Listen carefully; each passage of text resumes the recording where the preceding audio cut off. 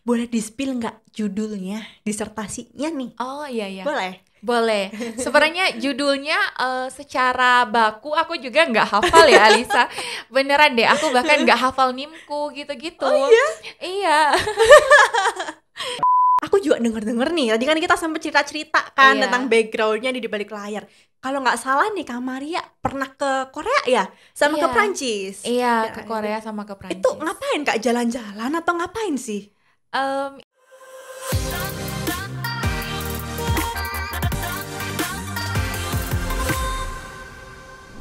Halo semuanya, welcome di Unit Podcast Universitas Erlangga. Perkenalkan, aku host yang akan ngelit kalian hari ini. Namaku Alisa dari FEB UNER. Dan aku bawa guest star yang lagi viral banget. Siapa ya? Perkenalkan, Kakak Maria. Boleh banget kenalan dulu Kak Maria? Halo semuanya, terima kasih banget Alisa untuk perkenalan singkatnya. Nama aku Maria Apriliani Gani. Aku baru aja lulus S3 di Fakultas Farmasi Universitas Erlangga. Senang bertemu semuanya. Oke, nice to meet you, Kak Iya, Maria. makasih banyak Boleh ya. di-spill nggak? Itu kok bisa viral itu kenapa sih, Kak Maria? Iya, kemarin sebenarnya nggak nyangka ya bisa Mm-mm. viral. Itu awalnya karena jadi wisudawan terbaik di Oh, S3 Ilmu Farmasi. wow. Terus pas acara wisuda tiba-tiba dipanggil Pak Rektor untuk memberikan kesan pesan gitu lah ya selama studi S3. Jadi Mm-mm. mungkin ada beberapa teman media yang liput. Jadi ya gitulah bisa dibilang lumayan heboh ya. Jadi unexpected banget ya viralnya ya, Kak Iya Maria? bener unexpected banget dan nggak nyangka gitu. Bener. Tapi ini di Farmasi UNER emang baru kakak yang paling muda ya? Atau sudah ada yang lain nih, Kak, sebelumnya? Mungkin baru saya ya yang paling muda. Kalau di Uniar sendiri udah ada beberapa yang beasiswanya juga sama kayak aku, itu umur 26 tahun ke atas. Oh, Iya, seperti itu Alisa. nice. Jadi 24 sudah S3. Wah, tepuk tangan banget sih aku. Waduh, waduh, Nah, terima kasih gitu. banyak ya. Oke, mungkin kakak bisa ceritain nggak? Kan itu mungkin masih ada banyak banget ya netizen-netizen tuh yang bingung nih. Kok bisa umur 24 itu sudah lulus S3? Emang SMA-nya tahun berapa? Kuliahnya tahun berapa? Boleh diceritain dulu deh timeline Oke. pendidikannya Kak Maria. Oke, timeline pendidikan ya. Mm-mm. Jadi teman-teman aku dulu nggak ikut TK, taman Oh. kanak-kanak itu di skip 5 tahun udah SD, umur 5. Lalu SMP-nya normal, SMA-nya ikut kelas akselerasi. Iya, Oh, oke. jadi SMA-nya 2 tahun aja, lalu lanjut A1 di Manado, di Samratulangi. Itu 3 tahun 5 bulan, 3 tahun setengah lah ya. 3,5. Mm. Iya, lalu lulus S1 aku ikut beasiswa namanya PMDSU, Pendidikan Magister Menuju Doktor untuk Sarjana Unggul. Jadi itu adalah program beasiswa pasca sarjana, jadi jalur percepatan 4 tahun udah S2 sama S3. Oh, jadi Iya, 4 tahun ya untuk kedua program itu. iya, benar. Oh, oke. Iya, Jadi tadi kan Kak Maria mention di Manado, berarti Kakak Maria bukan dari Surabaya, orang Manado asli? iya orang Manado asli. Jadi Wow. tinggalnya di Manado, suku Minahasa. Wow, jadi merantau nih sendiri ke Surabaya? Iya sendiri tinggal ngekos di Surabaya, cuma memang banyak saudara-saudara sepupu dari papa di sini. Wow, keren. Terus gimana sih ceritanya Kak Maria itu kok bisa nyemplung ke farmasi, apalagi farmasinya UNER? Itu kok bisa dari Manado ke Surabaya Kak Maria? Iya iya. S1-nya kan memang sudah farmasi ya di Mm-mm. Samratulangi. Ngambil S1 farmasi itu sebenarnya bukan karena dari SD atau dari SMP mau farmasi. Awalnya aku maunya kedokteran, Alisa. Oke. Tapi sayangnya pas mau masuk perguruan tinggi itu ternyata nggak lolos. Mulai dari SNMPTN yang jalur undangan, terus SBMPTN juga itu nggak lolos. Akhirnya aku daftar jalur mandiri dan keterimanya di farmasi. Prodi farmasi, fakultasnya masih fakultas MIPA di Samratulangi itu. Nah, setelah itu aku kan kuliah kayak anak S1 biasa, ikut organisasi lah dan lain-lain. Nah, itu pas skripsi sendiri, aku skripsinya emang lumayan cepet ya. Semester 6 udah mulai ikut proyek penelitian dosen, udah mulai publikasi. Jadi Wow. dosen aku tuh saranin gitu, kamu baiknya ikut beasiswa percepatan ini. Nah, aku ikut beasiswa percepatan ini, terus lihatlah kalau ternyata beasiswa percepatan ini ada pendidikan farmasinya, prodi farmasi di UNER. Jadi otomatis aku daftar di UNER yang tersedia untuk jurusan aku ya gitu. Oh, jadi bisa diibaratkan itu kakak dari awal memang tidak merencanakan ya untuk masuk farmasi ya? Iya, bener banget. Ini tuh semacam kalau kata anak sekarang tuh ya kecemplung lah Iya, ya. udah kadung ngecemplung eman Iya. kalau nggak berenang sekalian ya. Iya, bener banget. Tapi memang dari awal S1 apakah udah kepikiran, oh aku mau jadi dosen, makanya aku lanjut S3? Atau karena ditawarin PMDSU itu tadi baru kepikiran, Kak Maria? Oh, kalau dari S1 awal-awal semester enggak kepikiran sama sekali gitu. Kalau anak S1 farmasi kan biasanya setelah S1 mereka lanjut profesi ya, biar bisa jadi apoteker. Betul. Iya, itu sekolahnya setahun. Aku juga awalnya gitu kok. Bahkan setelah lulus S1 aku sempat coba-coba juga tes profesi di Jawa dan emang kebetulan lolos. Cuma sembari ngetes profesi aku juga daftar beasiswa PMDSU ini. Dan ternyata PMDSU juga lolos, jadi milihnya yang PMDSU ya karena kan beasiswa juga. Jadi ya itulah kenapa aku sekarang S3, lebih ke ada beasiswanya sih, kesempatannya ada gitu. Oke, mungkin ini aku akan lanjut ya tentang pertanyaan selanjutnya itu. Kan S3 itu kan kita tahu nih, orang-orang semua juga tahu sulit banget, publikasinya banyak banget, disertasinya juga udah next level, udah bukan levelnya skripsi lagi. Iya. Nah, kakak di usia yang semuda ini itu pernah nggak sih ngerasa kesulitan kayak, aduh susah banget sih S3, itu gimana kakak overcome-nya nih? Oke. Emang benar ya S3 itu lebih fokus ke penelitian. Jadi penelitiannya itu banyak banget, kuliahnya ada kuliah tapi bukan kuliah utama ujian kayak S1, S2 lagi. Lebih ke penelitian, publikasi, seminar dan lain-lain.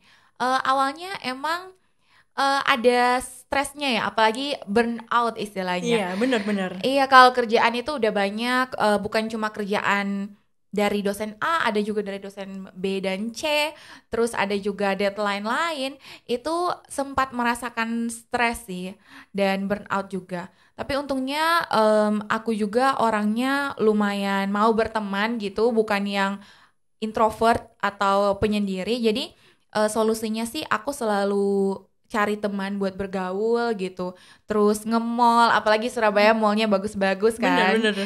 Iya, jadi aku lebih ke sana sih untuk healingnya. Nah, kakak tuh pernah mager nggak sih? Kok bisa gitu loh, 24 tahun langsung lanjut S3 itu kayaknya nggak pernah mager ya? Kayak belajar mulu. Emang gimana, Kak? Mager tetap ada lah mager, apalagi anak muda kan, Bener-bener. rebahan gitu, main Twitter, ada lah pasti itu. Cuma kalau aku pribadi sih aku selalu mengutamakan tugas-tugas kuliah dulu. Kalau ada deadline itu usahakan udah dikerjain sebelum deadline gitu. Biar aku bisa rebahan, bisa ada me time sendirinya. Jadi lebih ke prioritasnya aja dulu yang diutamakan. Terus bisa mageran, bisa main-main gitu.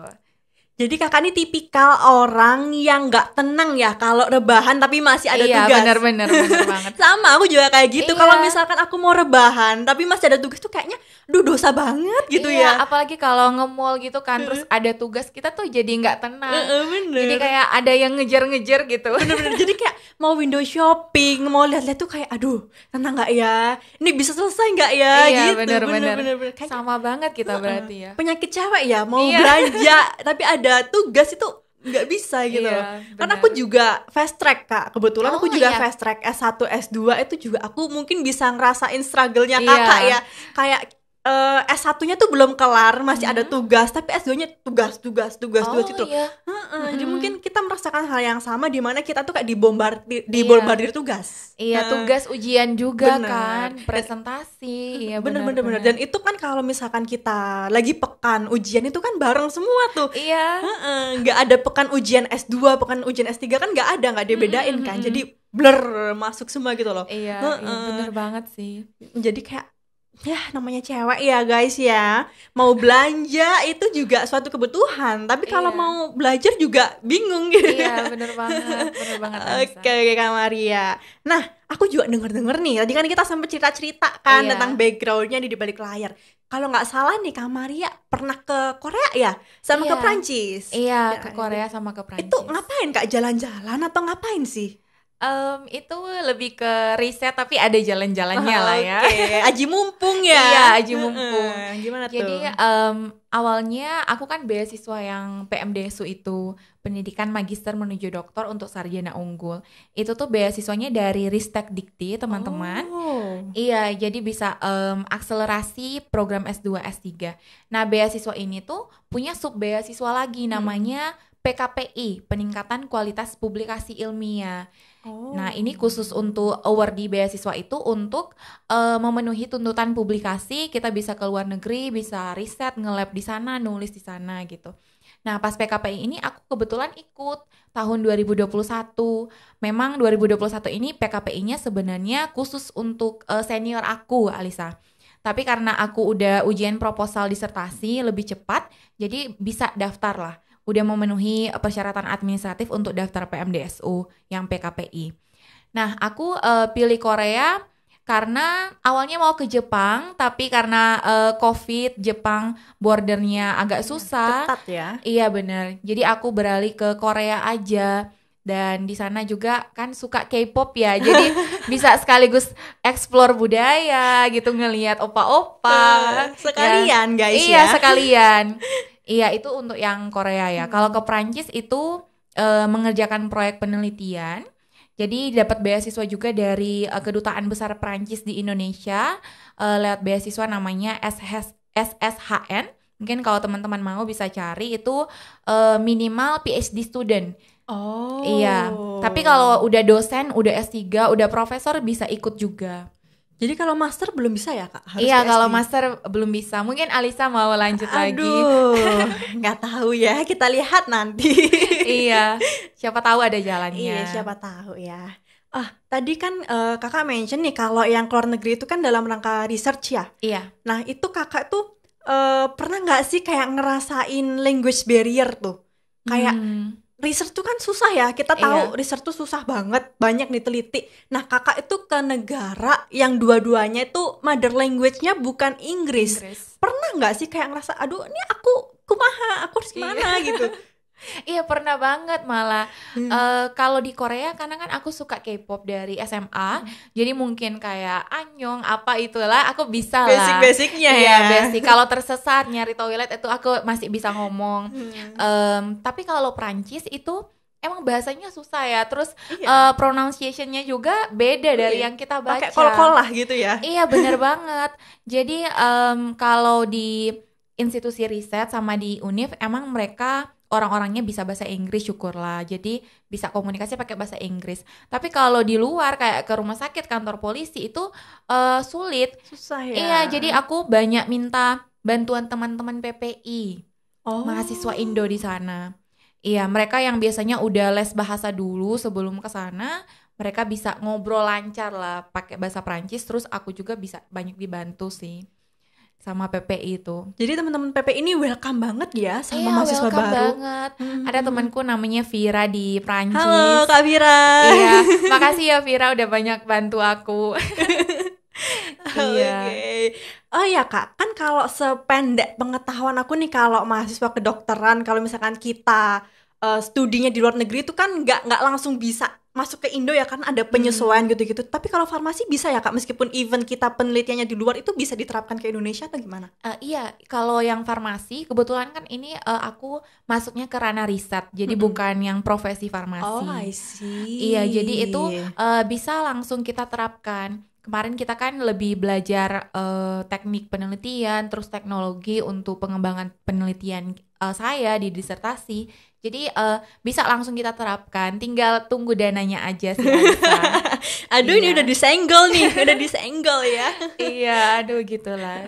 Oke, mungkin ini yang jadi pertanyaan netizen khalayak rame nih. Boleh di-spill nggak judulnya, disertasinya nih? Oh iya. Boleh? Boleh. Sebenarnya judulnya secara baku aku juga nggak hafal ya Alisa. Beneran deh, aku bahkan nggak hafal NIM-ku gitu-gitu. Oh iya? Iya. Nah, pokoknya disertasiku tuh terkait pengembangan implan tulang ya. Oh. Jadi sekarang kan implan tulang di Indonesia itu kalau mungkin kamu mau tambal gigi, mau buat implan atau kalau kaki patah terus disambung itu kita semuanya impor dari luar negeri. Oh, di Indonesia belum ada. Ada tapi masih 1-2 dan itu pun masih sementara berkembang bisa dibilang. Oh, oke. Iya, kita semuanya impor dengan harga yang mahal. Terus waktu impornya juga itu makan waktu yang lama ya, nggak mudah. Jadi kita di UNER ini kita mencoba mengembangkan implan tulang lokal yang efektivitasnya itu nggak kalah sama barang-barang yang kita impor sama ini gitu. Jadi bisa dibeli juga dengan harga yang lebih rendah di masyarakat. Kurang lebih judul besarnya seperti itu sih. Tapi kita juga mengkaji banyak aspek ya dari gimana implan itu bekerja di tubuh, terus apakah dia benar-benar efektif untuk menumbuhkan tulang, terus toksisitasnya ke manusia apakah aman atau enggak itu diuji semua gitu. Itu penelitiannya kakak dibantu sama dosen juga? Iya itu kita Proyekan gitu ya? iya proyekan. Jadi emang dari tim riset di farmasi itu ada namanya medik translasional. Kita mengembangkan salah satunya itu implan tulang. Namun ada juga penelitian lain seperti imunoterapi untuk alergi dan lain-lain gitu. Tapi untuk hal-hal lain nih terkait penelitian disupport nggak sama UNER? Oh disupport dong, UNER itu banyak banget supportingnya gitu. Mulai dari fasilitas, kita kan farmasi UNER gedung baru ya. Iya, bagus banget Iya. gedungnya. Iri saya. Gedung yang megah banget, kata orang tuh kayak mall. Iya, kayak mall. Nah itu dari fasilitas prasarana itu sangat disupport, terutama dana riset juga. Kita ada banyak skema dari UNER, mulai dari tingkat univ, terus juga tingkat fakultas, namanya penelitian unggulan fakultas PUF itu disupport terus, bukan cuma dari industri atau dari kementerian aja gitu. Oke, wow. Emang UNER nih suportif banget ya Iya, bener banget. research karena emang kita lagi fokus ke situ ya Kak mungkin ya. Iya. Gitu-gitu. Oke, mungkin aku bakalan flashback sih Kak ke tentang PMDSU-nya. Oke. Mungkin ini masih banyak yang bingung ya. PMDSU itu apa dan gimana? Karena mungkin nanti the next Kak Maria bakalan ikutan gitu. Amin. Bisa diracunin nih adik-adiknya Kak. Iya. Jadi teman-teman semua PMDSU itu beasiswa dari Ristek Dikti ya, dari kementerian. Beasiswa ini fast track S2 S3 total maksimal 4 tahun untuk dapat beasiswanya. Semuanya di cover Alisa, bukan cuma Wow. SPP doang. Jadi di cover mulai dari biaya hidup yang lumayan gede juga gitu Iya. untuk tinggal di kota besar. Nah, biaya hidup terus SPP full mulai dari masuk sampai wisuda aku nggak bayar, bahkan wisuda kemarin. Sepeser pun? Iya, sepeser pun nggak Wow. bayar. Iya, hebat banget ya beasiswanya. Bahkan kita juga mendapatkan tambahan dana penelitian. Setiap tahunnya ada tambahan dana penelitian. Jadi semuanya di cover mulai dari beasiswa penunjang, biaya hidup, terus SPP, kemudian dana penelitian. Bahkan kalau kita mau riset ke luar negeri, kayak kemarin saya ke Korea Selatan, itu disupport mulai dari aplikasi visanya, terus pesawat, terus semuanya deh, biaya hidup semuanya di cover. Jadi worth it banget sih ini beasiswanya. Cuma persaingannya lumayan ketat. Nah itu Iya. tuh. Nah ini mungkin udah ada yang keracunan adik-adiknya. Wah kayak seru banget nih bisa Iya. ke Korea. Seru banget nih bisa lanjut S3. Nah kira-kira pendaftarannya itu ribet dan sulit nggak Kak? Menurut aku nggak seribet beasiswa yang lain ya. Pendaftarannya ini pendaftaran administratif aja sih Alisa, kayak iya Nggak surat ada keterangan. wawancara ya? Wawancaranya itu tergantung sama dosen yang kamu daftar, apakah beliau mau wawancara atau enggak. Tapi dia lebih ke IPK, itu ada minimal IPK-nya, tergantung prodinya, akreditasnya apa gitu. Mungkin bisa dilihat di Instagramnya PMDSU itu username-nya PMDSU juga gitu. Syaratnya IPK, kemudian surat keterangan dokter gitu-gitu, terus ijazah dan lain-lain gitu. Cuma karena persaingannya sebenarnya ketat, satu pembimbing, jadi skemanya gini teman-teman. Biasanya dari Dikti itu akan merilis daftar-daftar calon pembimbing yang nantinya akan membimbing kita selama studi PMDSU. Nah, kalian bahkan ngelihat background kalian itu cocok sama pembimbing yang mana. Kayak aku kan farmasi. Nah, kebetulan waktu itu pembimbing farmasi itu yang di UNER adalah Profesor Junaidi Khotib, dekan farmasi sekarang. Nah, aku daftar ke beliau. Jadi kita email gitu memperkenalkan diri, terus kita bilang juga kalau kita mau daftar PMDSU. Nah, wawancaranya itu lebih ke wawancara aku sama calon pembimbing. Oh, gitu. I see. Jadi bukan wawancara pemilihannya ya? Iya, bukan wawancara sama Dikti atau sama siapa I see. gitu. Jadi kalau pembimbingnya udah serak sama kamu, itu udah kemungkinan besar bakalan keterima karena beliau juga yang akan merekomendasikan ke Dikti gitu. Saya mau pilih anak ini sebagai mahasiswa bimbingan saya gitu. Jadi kalau garis besarnya wawancara sama profesornya itu mungkin lebih ke matchmaking ya, Iya, antara bener. judul Iya, proposal iya, sama bener banget. minatnya profesornya itu. Iya, benar. Terus sama profnya juga lihat kamu orangnya gimana, apakah semangat atau enggak gitu. Soalnya kan 4 tahun itu lama ya, Iya, kayak ngulang S1 loh. Bener-bener. Iya, dengan level yang lebih susah. Jadi lebih ke matching dan mengambil hati calon pembimbing sih. Ya, seperti itu. Jadi harus pinter-pinter merayu ya. Iya, harus bener pinter-pinter banget. ngomong. Bener banget. Iya. Oke. Nah, aku juga sempet nih lihat postingan dari beberapa media dan kayak di Instagram itu kakak banyak banget ya diliput sama kayak media-media gitu, kayak aduh aku seneng banget loh ada lulusan UNER yang viral yang Aduh. masuk di banyak media gitu. Terus aku lihat dong komen-komennya nih. Nah, ada banyak juga ya netizen itu yang nyenggol kayak kakaknya mah bisa gini karena privilege, gak mungkin gak kalau gak sama privilege gitu-gitu. Tapi menurut aku, kita sebagai manusia, kita tuh pasti punya yang namanya privilege. Iya, benar. Entah itu dalam hal materi, kesehatan, ilmu, dan support dari orang tua, itu menurut aku juga privilege yang kita tuh gak bisa pisahkan ya kak ya. Dan gimana sih kakak mengelola privilege yang kakak punya sehingga kakak bisa ada di titik saat ini? Iya. Bener banget ya Alisa, kita tuh semuanya punya privilege. Kalau dari aku mungkin dari orang tua ya. Aku bukan orang yang kaya banget atau susah banget, bisa dibilang biasa-biasa aja gitu. Tapi orang tua aku tuh selalu support sama aku. Padahal aku anak tunggal loh Alisa, tapi aku iya. Sama kita. Oh ya sama. Bener banget kan. Aku anak tunggal tapi aku diizinkan buat merantau ke Surabaya.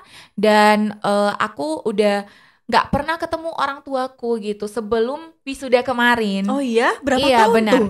Udah 2,5 tahun kalau gak salah. Oh, gak pulang sama sekali? Iya, karena kan yang ke luar negeri itu kan. Jadi lebih ke baru ketemu kemarin pas wisuda. Jadi menurut aku orang tua yang suportif ke anaknya, kemudian membebaskan anaknya buat bertumbuh gitu meskipun jauh, itu suatu privilege sih yang gak bisa semua orang dapetin. Betul. Gitu. Iya bener banget. Kamu juga ini ya berarti anak tunggal. Iya, aku anak tunggal juga. Sama kita anak tunggal, cewek. Iya.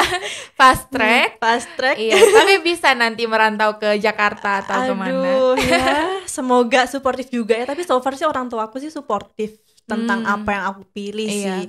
Mungkin karena memang anak tunggal ya, harapan orang tua satu-satunya. Jadi orang tua mau gak suportif tuh juga gimana iya, gitu. Iya benar-benar banget. Tapi pernah nggak sih orang tua kakak tuh kayak, aduh udah deh jangan merantau, di sini aja, ibu kangen gitu? Oh jarang sih, mungkin ada tapi nggak ditunjukin ya, karena memang komunikasinya juga lancar. Benar. Ya setidaknya hampir setiap hari ada kabar gitu, bukan yang seminggu, sebulan nggak ada kabar, itu mah lari bukan merantau, kabur itu. Iya. Kayak gitu sih. Jadi communication is the key kalau kata orang-orang ya. Bener banget. Tapi kak, kakak kan di umur 24 tahun ini kan masih masa-masa mudanya nih, masih kayak fresh-freshnya. Pernah gak sih kakak tuh kayak harus merelakan waktu nongkrongnya demi belajar, dan kakak itu kayak ngerasa, aduh kok malah gini ya, kok belajar mulu ya, aku tuh pengen lo nongkrong menikmati masa muda gitu. Pernah nggak ada di fase kayak gitu? Pernah banget. Aku sebenarnya kalau nongkrong ngafe gitu hampir setiap hari ngafe, tapi sambil nugas gitu. Cuma tetap ada pernah kayak aduh ternyata di bioskop tuh filmnya ini gitu. Aku mau nonton tapi lagi punya deadline, nggak bisa nonton gitu. Ya itu pernah banget gitu. Cuma aku tetap meluangkan waktu sebisa mungkin. Jadi kayak yang aku bilang tadi, aku usahain deadline-deadlineku kelar dulu. Dan kalau udah ada waktu free, aku biasanya sama teman-teman nge-mall, nonton, terus ngafe yang bener-bener nggak pegang laptop gitu ya.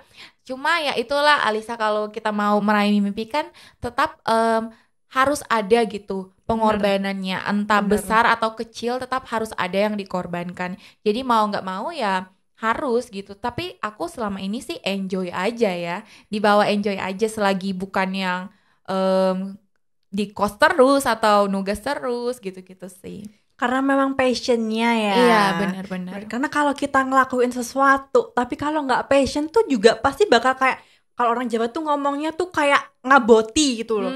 Kalau Terpaksa gitu ya. Bener, kalau misalkan kita ngelakuin sesuai tidak sesuai passion tuh pasti akan kayak males banget gitu. Bener banget. Makanya teman-teman kalau mau lanjut S2, S3 itu tuh benar-benar harus dari hati kalian. Betul dari banget. Motivasi internal gitu, bukan yang aduh aku nggak tahu mau kerja apa, aku lanjut S2 aja deh. Itu nggak bisa kayak gitu. Gitu. Mungkin lulus aja bisa, cuma selama kamu studi menjalani S2 itu merasa seperti beban gitu, nggak di-enjoy. Betul banget. Iya. Gitu karena kita sih. mungkin masuknya tuh ya keterima S2 tapi Iya. bakal clueless gitu nggak sih Kak? Iya bener banget. Bener. Nah kakak nih abis lulus S3 pengennya ngapain? Oh ini banyak ditanya sama orang-orang ya. Kadang aku juga bingung jawabnya apa, tapi Dosen ya pasti ya. kalau aku sebenarnya orangnya melihat peluang ya, bukan yang harus mau jadi dosen harus di situ gitu.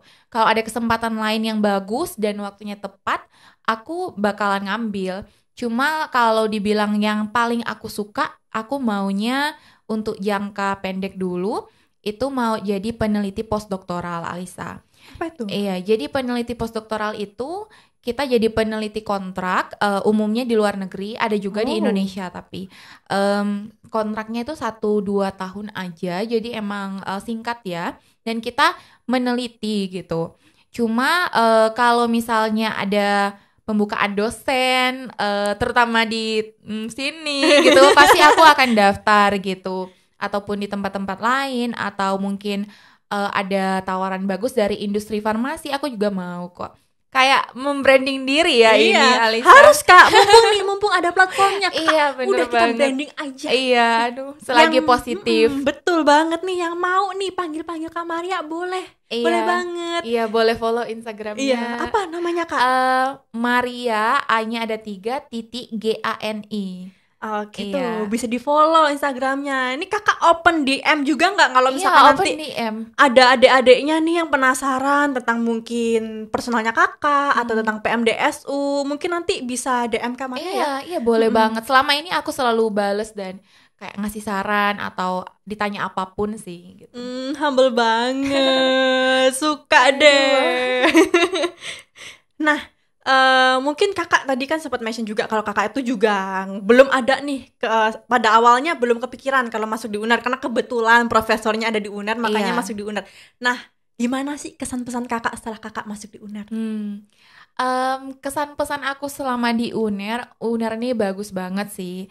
Makanya cocok banget kita itu masuk ke top dunia ya, 300 berapa gitu. Terus di Indonesia juga karena pertama, kalau di farmasi sendiri itu fasilitasnya sangat oke, Alisa. Oh iya? Iya, mulai dari lengkap ya? Iya, mulai dari gedung, lalu lab juga. Kan kalau farmasi kebanyakan nge-lab. Labnya juga itu proper banget.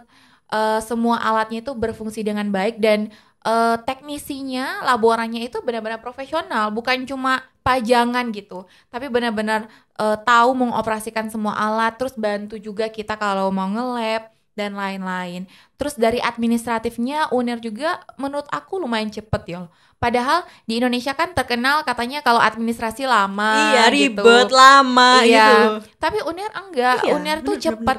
Bahkan administrator aku di S3 itu tuh bisa bahasa Inggris gitu. Makanya di sini kita kan punya banyak mahasiswa asing ya. Iya, banyak banget loh. Ada yang dari Afrika, Iya, Timur Tengah gitu. dari Pakistan, Yaman. Bener, Jadi bener. mereka tuh nggak kesulitan kalau aku bilang ya, karena memang semua civitas akademika ini bisa bahasa Inggris pada umumnya, dan kalaupun yang belum bisa kita ada pusat bahasa, dan aku dengar di sana juga mereka training gitu semua staff dalam periode tertentu biar bisa berbahasa Inggris. Makanya UNER ini bagus banget ternyata, kelas internasional. Kita juga banyak kolaborasi sama institusi riset lah atau universitas luar, industri. Iya, mantap banget sih UNER. Jadi Hebat. layak ya, jadi world Iya, class university layak. ya. Kalian kalau mau kuliah, aduh bener-bener worth it sih di UNER. Aduh, jadi bangga UNER jadinya. Iya, bangga banget. Nah, Kak, mungkin ada yang sempet gak DM ke kakak gitu kayak, Kak, tips and trick belajarnya dong, Kak, tips and trick masuk UNER dong. Itu Oke. boleh di-spill gak? Dikit aja. Oke, tips and trick belajar ya. Semua orang mungkin punya cara belajarnya Iya, sendiri. ada metodenya sendiri. Iya, benar. Tapi kalau aku sih, kalau misalnya belajar dalam artian menghafal, itu biasanya aku ringkas dulu apa yang harus aku pelajari dan aku coba pahami gitu. Alurnya ini semacam apa sih? Bukan cuma menghafal kata-katanya doang, lebih ke pemahaman. Habis itu aku visualisasi gitu, ngomong dan coba menjelaskan apa yang aku baca. Dan kalau ada yang masih kurang, aku review lagi dan ulang lagi gitu. Jadi cara belajarnya seperti itu, Alisa. Kakak tipe yang SKS nggak? Kalau S1 jujur iya. Sistem kebut semalam adalah beberapa kalau udah banyak deadline-nya, tapi selagi kamu punya waktu luang, mending nggak SKS deh. Soalnya kalau kita SKS tuh nggak maksimal nggak sih apa Benar, yang bakal dikerjain, terus nggak ada satisfaction juga, kepuasan tuh kurang. Asal nggak harap ya. Iya, bener banget. Jadi kalau ada punya waktu lebih ya harus dikelarin dulu biar kita bisa main-main nanti gitu. Bener. Tapi selama ini kakak pernah nggak sih ngehadepin kesulitan dari eksternal? Contohnya kayak dari dosen gitu, ada yang dipersulit nggak? Atau dosen tuh bener-bener suportif parah? Ada ya, cuma memang kan semua pengajar itu ada tipe-tipenya ya. Betul. Dan aku yakin juga teman-teman pasti ada yang kok kenapa sih dosen ini kayak gitu. Cuma sebagai mahasiswa kita emang harus membawa diri. Dalam artian apapun yang kamu lihat tentang dosen itu ya kamu usahakan bertindak sebagai mahasiswa gitu. Tetap sopan, tetap santun. Yang penting apa yang kamu sampaikan ke beliau itu tidak menyinggung hal-hal yang negatif. Menurut aku gitu. Tapi pada umumnya sih dosen-dosen aku suportif banget. Ada pembimbing pertama aku tuh Prof. Junaidi Khotib. Beliau dekan di Farmasi UNER. Terus pembimbing kedua tuh Prof. Fedik Abdul Ratam yang mengembangkan vaksin merah putih. Wow. Iya, beliau sangat suportif juga. Dan ada juga Pak Krismawan Ardianto, dosen Kaprodi S1 Farmasi, yang suportif juga. Jadi semua dosen-dosen aku suportif, baik, dan selalu mengusahakan meluangkan waktu meski sibuk, Alisa. Wow, itu sih yang susah ya Iya, biasanya. benar banget. Jadi bener. untung ya aku bisa dapet lingkungan yang seperti ini gitu. Jadi aku harap sih benar-benar banyak mendapatkan pelajaran dari dosen-dosenku. Betul banget. Itu tuh termasuk privilege loh, dimudahkan semua urusannya. Benar banget. Bener banget tuh. Nah, tadi kan kakak tuh dosen pembimbing keduanya ya yang mengembangkan vaksin merah putih. Berarti kakak include ke proyeknya juga? Iya, include ke proyeknya juga. Itu sih kemarin di tahun 2022. Awalnya kan aku ke Korea 2021, balik Korea. Itu ditawarkan untuk bekerja sebagai asisten peneliti lah istilahnya. untuk mengembangkan vaksin merah putih. Jadi aku concernnya kemarin lebih bantu-bantu aja sih teman-teman ke uji klinik, terus gimana. Tapi lewat proyek itu juga aku banyak mendapatkan relasi baru gitu. Karena kan ketemu banyak dokter, terus orang-orang dari BPOM, terus dari UNER juga gitu. Jadi lumayan sih kesempatannya. Makanya teman-teman kalau punya kesempatan itu diambil gitu. Selagi bisa diambil. Karena kata orang kan kesempatan nggak datang kedua kali. Betul, betul banget. Apalagi kesempatan developing vaksin ya. Iya. Wow, itu kayak kita tahu lah COVID-19 itu baru dan belum ada vaksinnya. Iya. Jadi waktu kakak developing tuh pasti kayak seneng banget nih. Iya, gitu. senang karena bisa. Ini kan namanya kontribusi langsung Betul. ya. Kita meneliti, ada banyak pihak yang bekerja sama, bukan cuma UNER juga, tapi dari Biotis, industri vaksinnya, dari BPOM, dari pemerintah, dari rumah sakit. Jadi banyak kolaborasi yang memang untuk kebaikan bersama. Dampaknya itu langsung dirasakan di masyarakat gitu. Jadi benar-benar lumayan proud ya. Kontribusi nyata terhadap Iya. negeri. Iya. Jadi kakak tuh ke Korea dulu baru developing vaksinnya itu. Nah kakak tuh Koreanya kemana? Ke Korea itu aku risetnya di Seoul National University. Wow, Iya. SNU. Iya, SNU. Wow, kalau kalian tahu di Korea tuh ada tiga top university. Itu ada SNU, Korea University sama Yonsei. Itu ibaratnya kayak di sini kayak itu ya UI, Iya. UGM, ITB itu the best 3 university dan kakak masuk ke SNU. Bahkan orang Koreanya aja tuh susah masuk ke SNU. Iya, Kak. katanya begitu ya. Itu susah banget loh ya. Mungkin karena kita lihat di drakor tuh kayak susah banget ada tes harus gitu. ngeles, harus sampai malam belajarnya. Emang Dan susah kakak sih. bisa masuk loh. Wah, keren banget.